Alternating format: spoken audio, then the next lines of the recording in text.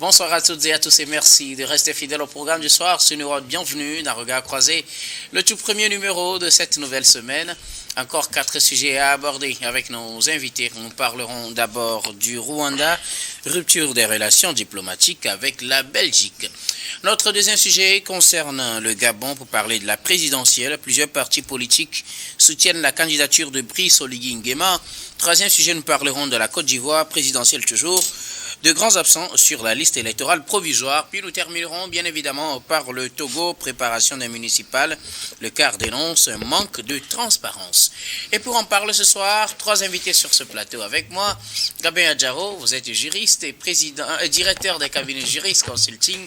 Bonsoir Gabin et bienvenue. Bonsoir Dr Guillaume, bonsoir à toutes les téléspectatrices et à tous les téléspectateurs, bonsoir mes co-débatteurs et merci de m'avoir invité. Merci beaucoup à vous Gabin d'avoir répondu à notre invitation. C'est moi. À côté de vous, Adam Adjronou, vous êtes journaliste, directeur de publication de Vision d'Afrique. Bonsoir Adam et bienvenue. Bonsoir docteur, merci de m'avoir invité. Bonsoir à toutes celles et à tous ceux qui nous suivent. Merci beaucoup. Merci. Adam, d'avoir répondu à notre invitation. C'est un plaisir. Notre troisième invité ce soir, Sana Veguel Sadjorichou. Vous êtes analyste politique. Merci d'avoir répondu à notre invitation. Bonsoir Sana. Bonsoir à tout le monde. Et avec vous, nous allons aborder notre premier sujet. Nous prenons la direction de Kigali au Rwanda. Le pays annonce la rupture des relations diplomatiques avec la Belgique. Belgique qu'elle accuse de prendre position dans ce conflit dans l'est de la République démocratique du Congo pour la RDC avant le déclenchement du conflit et pendant le conflit. Et pour cela, la République démocratique du Congo, le Rwanda a décidé de rompre carrément ses relations diplomatiques avec la Belgique. Nous en parlons avec nos invités. Je commence par vous, Gabin Adjaro.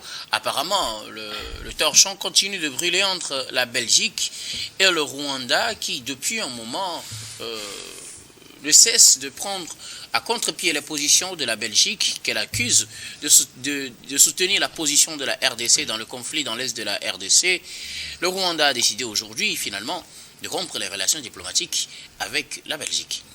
Ah oui, cela n'est pas surprenant venant du Rwanda, d'autant plus que le torchon brûlait, comme tu viens de le dire, le torchon brûlait entre les deux pays, ça fait très longtemps et le Rwanda accuse toujours la Belgique de prendre parti pour la RDC surtout et il accuse d'avoir des propensions néocolonialistes par rapport à sa prise de position, que bon, il faut jouer à la neutralité, mais que la Belgique joue beaucoup plus à un jeu assez partisan par rapport à sa prise de position en faveur de la RDC, ce que la Belgique justifie notamment par le fait que le Rwanda est en train de soutenir les rebelles du M23 et aujourd'hui avec la coalition AFC M23, du coup la Belgique avec les relations à demi-tête qu'elle avait eu entre-temps avec la RDC ne veut plus se laisser berner par le Rwanda, notons que les deux pays ont été colonisés quand même par la Belgique, mais aujourd'hui la Belgique avec les relations à demi-tête qu'elle avait eu entre-temps avec la RDC, le rapatriement des restes de Patrice Lumumba, la Belgique est en train de jouer un jeu de rachat aujourd'hui, donc diplomatiquement la Belgique se range du côté de la RDC, ce qui est tout à fait normal puisque la RDC aujourd'hui est pratiquement la victime du Rwanda, des affres que le Rwanda est en train de commettre sur les populations de la RDC et la déstabilisation du pays. Donc du coup la Belgique, aucun pays sérieux ne peut se comporter autrement que ce que la Belgique est en train de faire actuellement. Donc moi, je pense que le Rwanda est en train de jouer un jeu de victimisation ou bien pour pouvoir attirer l'attention parce qu'aujourd'hui le Rwanda est en train d'être isolé dans sa zone et aussi sur le plan diplomatique, il y a beaucoup de pays avec le jeu de Bruxelles. Quand on parle de Bruxelles dans l'Union européenne, on sait très bien ce que cela représente et la Belgique a véritablement joué un rôle central par rapport au fait de demander des sanctions à l'encontre du Rwanda par l'Union européenne. Il y a la dernière aide en cours, 20 millions d'euros qui devaient être octroyés au Rwanda. La Belgique a boycotté pratiquement. La Belgique a aussi boycotté le fait que on doit signer un accord pour permettre à ce que les associations et ONG continuent pas à œuvrer au Rwanda. Donc la Belgique aujourd'hui, on ne peut pas les accuser de jouer à ça parce que véritablement c'est la vie des populations civiles qui est en danger. Et pour jouer sa partition afin de mettre la pression sur le Rwanda, la Belgique voit mieux de supporter la RDC. Encore que, bon, ce n'est pas véritablement un support, si on peut le dire. Hein. C'est une manière pour la Belgique aujourd'hui de reconnaître que le Rwanda est en train de commettre des exactions, de violer l'intégrité territoriale de la RDC, ce qui, dans les conventions internationales, n'est pas du tout normal. Donc la Belgique est juste en train de suivre les règles internationales établies à cet effet. Donc pour vous, la Belgique, est-ce qu'elle prend position pour la RDC dans ce conflit, comme l'estime le Rwanda?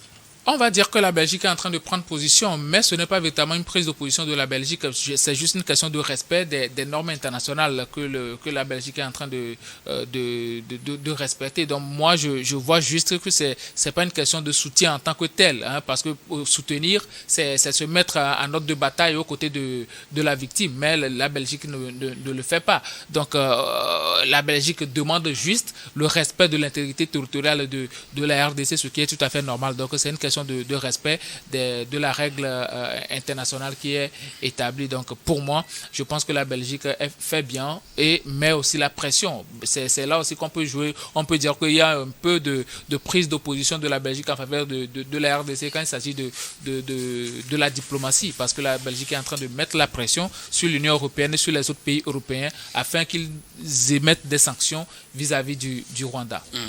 Alors, Adam Adjonou, le Rwanda vient d'annoncer ce lundi qu'elle rompt ses relations diplomatiques avec la Belgique qu'il accuse de soutenir la RDC dans ce conflit qui oppose les deux pays dans l'est de la RDC. Pour le Rwanda, il s'agit d'une forme de néocolonialisme. Eh bien, il faut le dénoncer en coupant carrément les relations diplomatiques avec ce pays.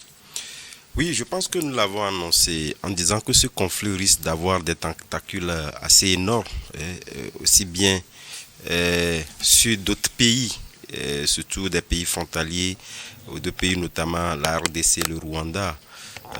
Malheureusement, c'est en train d'être arrivé et aujourd'hui nous voyons que plus lointains sont des pays, les pays occidentaux qui commandent déjà pas faire les frais de ce conflit-là.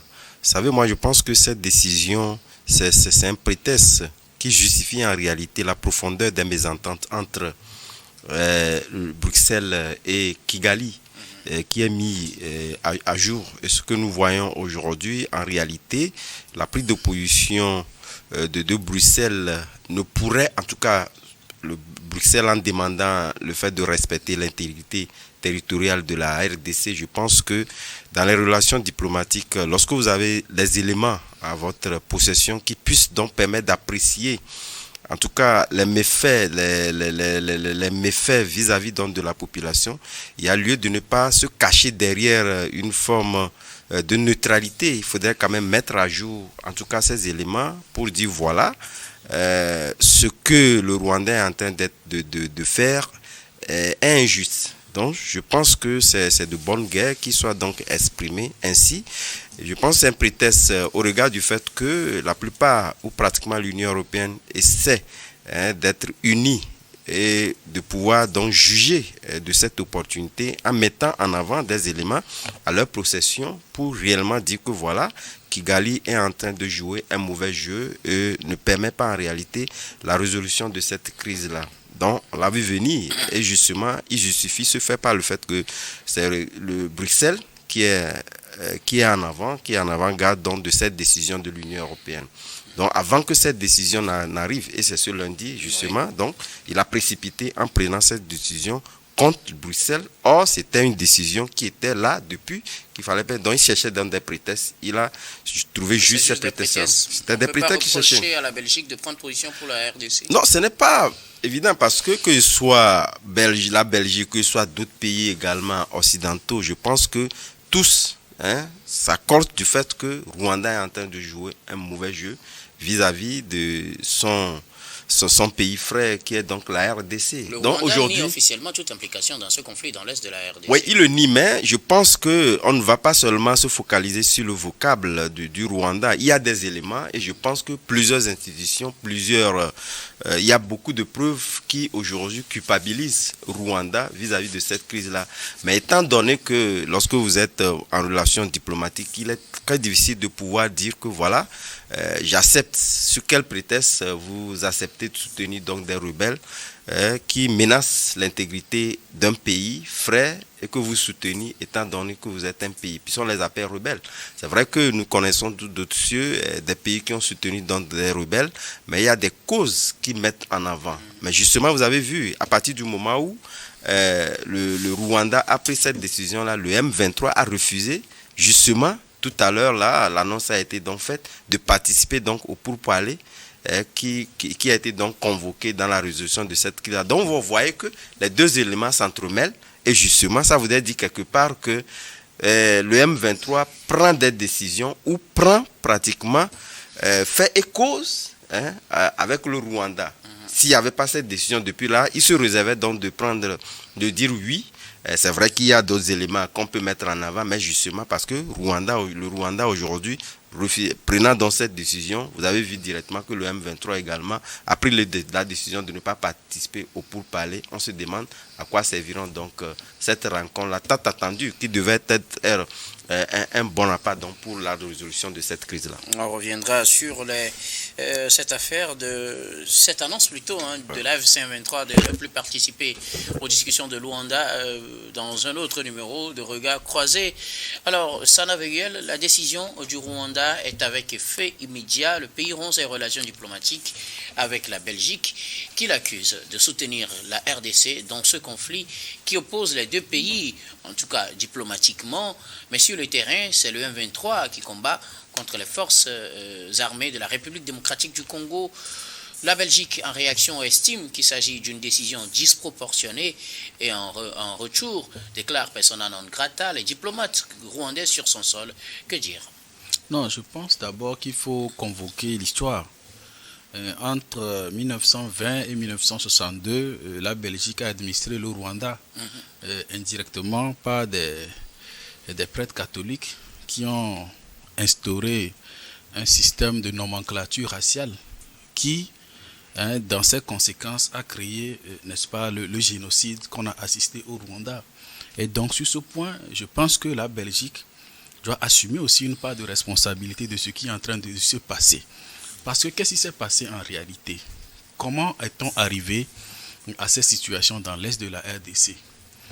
Durant le génocide rwandais qui s'est passé, il y a près de 2 millions de Tutsis qui ont trouvé refuge, comment on appelle ça, en RDC, principalement des génocidaires.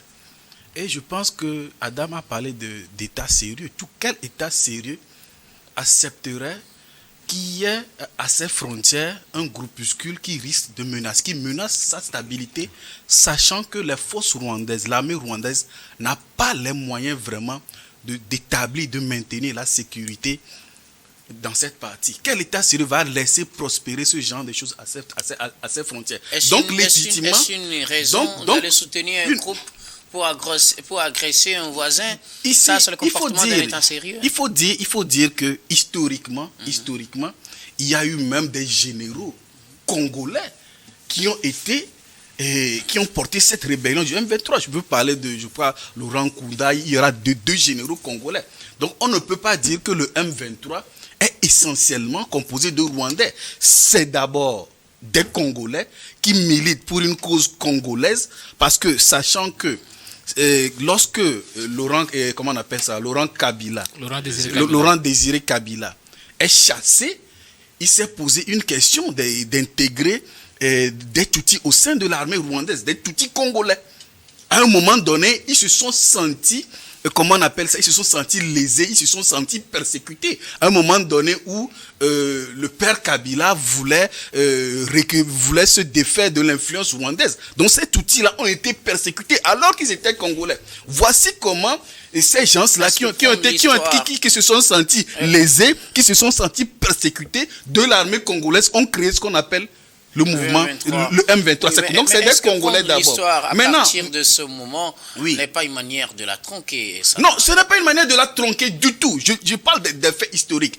Voilà une minorité qui se sent exclue de l'armée, qui, voilà, ça va créer une rébellion. En même temps, il y a d'autres groupes, les FDR, qui sont composés de Hutus, sachant ce qui s'est passé au Rwanda.